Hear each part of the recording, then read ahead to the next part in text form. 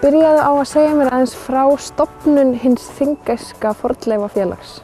Það má eiginlega segja upp að við getum við rakið til Hofsstaða, þetta var heldur 7. júlí 2002 að þá var boðað til heilmikils fundar af fornleifafræðingum sem þá voru í rauninni að ljúka rannsóknin á stóra skálanum sem þar og þarna voru 50-60 manns og vildi þannig til að ég var í atvinnumálanefnd Þingeyjarsveitar og var boðin þarna einnig og ég man það svo smágætlega að manni þótti þetta rosalega skrítið af því að þarna var fyrst og fremst bara grjót út allt og tróðin mold og maður velti fyrir sér akkur í ósköpunum þeir tók ekki til og fjarlægði eitthvað af þessum steinum sem að lágu þarna óskipulega en síðan auðvitað læriði maður meira og komst því að þetta voru rauninni rústirnar sem voru á staðnum en eftir hennar funda þá kynntist við nokkrum fornleifafræðingum og reyndur á þessum tíma vorum við Hreiðar heitinn Karlsson sem var fæddur hér uppalinn, búinn að vera að skrá fornleifarnar,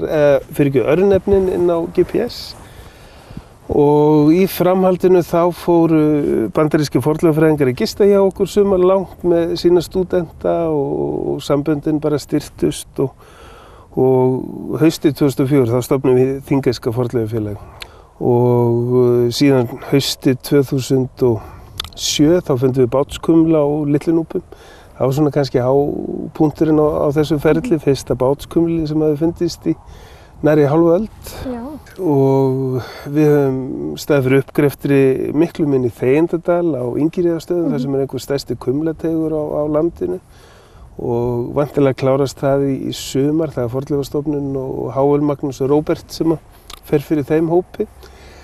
Og það hefur verið grafið okkur við hér yfir í Seljadalnum sem hér Eiðadalur á bakvið og á Litlu-Núpum þar sem bátskumli fannst og nokkrum stöðum til viðbótar. Hingað til þá hafa fornleifafræðingarnir verið, þeir eru bara komið, unnið og svo farið. Langur vinnudagur og þeir eru komið heim á kvöldina, þá tekum við endalaus skýrslugerð og pappírar og þannig að almenningur hefur ekkert mikið vita af þeim, hvað þeir væru að gera og kannski aðalmarkmið félagsins að leiða þessar tvo hópar saman og reyna að búa til eitthvað skemmtilegt. Þú hefur líka sjálfur verið á Google Earth að finna alls konar hluti sem að fólk kannski veit ekkert endilega af. Nei, akkurat og sjálfur náttúrulega maður alltaf eitthvað nýtt að loftmyndir eru gríðarlega skemmtilegar í þessu tilliti og það sem við sjáum ekki af jörðu niðri getum við séð mjög greinilega eða setja ekki á lofti og núna náttúrulega þess að drónarnir eru að koma þá opnast alveg fjölmörg tækifæri en á Google Earth þá hægt að sjá alveg gríðarlega margt og einnig að oft tíðum val nokkra myndir á Google Earth þar sem tekið á mismunandi árum og mismunandi tíma árs og oft tíðum þá getum við séð alveg gríðarlega vel rústir sem eru rauninni algjörlega huldar á jörðu niðri og illsjáanlegar nema fyrir kannski tilviljun að gervihnötturinn hitti á rétta skýjafarið og réttu birtuna og hugsanlega smá snjóföll yfir sem að rauninni framkallar þetta svona eins og verið röntgamynd tekin af landinu. Og svo er þetta feikilega skemmtilegt áhugamál af því þetta er náttúrulega alveg endalaust hægt að skoða myndir og leita. Segðu okkur aðeins frá þessu svæði sem heyrir undir hið Þingeyska fornleifafélag. Það má vel að segja kannski að sýslurnar báðar, sem sagt norður og suður sem séu okkar starfsvæði þannig séð. En þetta mótast alfarið af fjárveitingum til okkar. Nú eru allir fjármunir til fornleifarannsókna komnir inn í samkeppnissjóðina.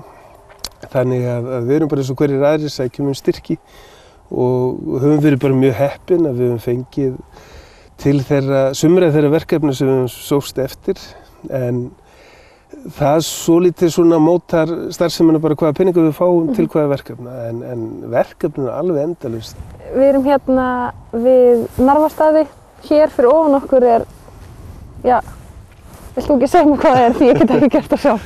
Það er náttúrulega hérna bak við okkur kannski bara fyrsta kynslóðin af fjárhúsunum allan sem standa að þetta hefur verið notkun á sem sagt 20. öldinni En síðan höfum við hér upp í brekkunum rauninni feikna minjar að hér bara rétt við hliðina á okkur liggur gamall garður, torfgarður sem hefur verið byggður á 10. og 11. öld og síðan hér upp í brekkunum höfum við garðurlög sem eru forn og gamla tóttir. Yfir í Seljadal sem er hér hinum við heiðina höfum við gamalt býli sem að samkvæmt heimildum var fyrst haft í Seli á 16. öld en fornleifarannsóknir sýna að þarna voru fólk farið að hafast við á 10. og 11. öld. Já. Þannig að það er eiginlega verið að skrifa Íslandssöguna á hverjum einasta degi svolítið upp á nýtt. Þú sagði mér að þú kynnir draugasögu þaðan. Já, það er reyndar, draugasögur eru eiginlega fornleifa líka. Öll mannanna verk sem eru eldri en 100 ára eru fornleifar, hvort það eru sagnir eða vörður eða moldarveggir. En sagan segir að það hefði ung hjón búið í Narfstaðaseli á líklega 18. öld og einhvern tímann þá voru hart í búi þannig að konan fóru meðan vetur með hestum í Mývatnssveit að sækja hertan silung og á öldum áður þá Mývatnið þraut aldrei að fiski og bjargaði hér fólki víða frá hungurdauða. En meðan að eiginkonu var í þessari ferð þá brast á norðaustan stórviðri með snjókomu og þá kom eitthvað á gluggann sem var svo illskeytt að bóndinn hann þoldi ekki við og lét sig frekar hafa það að fara út í stórhríðina og berjast á móti vindunum þvert yfir dalinn yfir í Skógarsel og kom þangað nær dauðinn lífi og eftir þetta þá þorði hann aldrei að vera einn heima en það veit enginn hvað þetta var og við höfum svo sem gist við hjónum með börnunum okkar í tjaldi þarna hinum megin og allavega varu hundurinn vitlaus einu nóttina og við ákveðum að þetta hlyti bara að vera rótlaus að vera fyrir tjaldið og þorðum ekkert aðtöða það nánar. Sumt betra að þekki ekki og við þekki. Já. Mér langar að spyrja aðeins Hofstaði, hverjar eru svona nýjustu fréttirnar þaðan? Núna bara fyrir stuttu þá stóð Þingeyska fornleifafélag fyrir rauninni heimsókn á Hofstaði til Hildar Gestsdóttir og hennar samstarfsfólk sem að hefur verið að grafa þar undanfarin ár í kirkjugarðinum og þarna mættu yfir 80 manns og áttu mjög skemmtilega kvöldstund í norðan Gjólu og súld og 6 gráðu hita. Já. En þetta er raunin alveg stór merkilegur staður. Það er náttúrulega Fornleifastofnun er búin að rannsaka skálan gamla og Hildur hefur verið að grafa upp gamla kirkjugarðinn og það eru held ég meira en 160 beinagrindur komnar upp og þeim uppgreftri sem sagt er lokið. Þau geta sagt gríðarlega mikið til einstaklingin sem að þarna hvílir. Að strontíumagn í beinum og tönnum getur meðal annars sagt það rauninni hvar viðkomandi er fæddur og uppalinn fyrstu árin og eða öllu heldur getur útilokað að hann sé ekki fæddur á tilteknum stað. Þannig að þetta eru einhver leyti erlend? Það getur verið það. Ég þekki svo sem ekki hvar miklar rannsóknir búnar á beinunum en allavega þegar frá líður þá verður hægt að segja dálítið til uppruna þeirra sem í garðinum hvíla. Hið Þingeyska fornleifafélag hefur verið að standa fyrir svona kvöldum eða einhverjum svona göngum á þá staði hérna á svæðinu.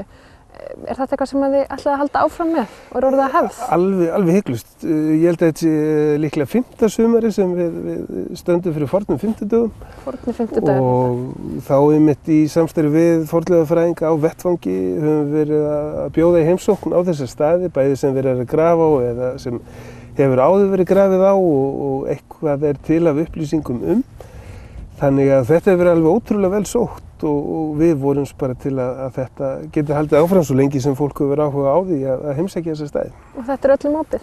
Þetta er öllum opið, bæði náttúrulega íbúum og eins ferðafólki ef það fréttir af og hefur áhuga. Og fornleifafræðingar eru alveg afskaplega skemmtilegir heim að sækja og eigum alveg frábært samstarf við þetta fólk sem er að grafa hér út alla sýslu.